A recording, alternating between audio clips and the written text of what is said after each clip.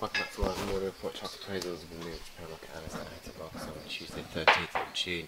Looking at dollar yen, we've had a minor risk appetite improvement today, which has just sort of pulled dollar yen back towards, again, not a million miles away from this downtrend that it's been playing around with for the past sort of few weeks. 10.55 is where that downtrend comes in today. 10.15 area, so about 40 ticks away, but you look at these momentum indicators, they still remain sort of correctively configured. RSI sort of struggling underneath 50. Back D line still falling away to an extent. I mean, negatively configured, although not as precipitous as it has been, and also the stochastics sort of struggling as well. So it all suggests still, I think, and points towards sort of selling into strength.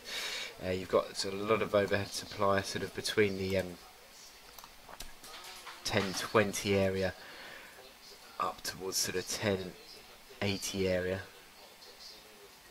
sort of 60 ticks worth of overhead supply coming in as your resistance. So I think that is something that we need to sort of factor in terms of dollar yen. This little mini recovery that we've had today in the context of things is just unwinding really, rather than sort of showing that it's going to be the beginning of a sustainable recovery. But momentum indicators reasonably neutral, nothing too significant in terms of the selling pressure, as the momentum sort of as the moving averages just flatten off on the hourly chart. But this little rally, I'm not expecting it to do too much in front of the Fed. I think you might well get much more direction off the Fed, and that could sort of define this chart in the coming days, but and weeks.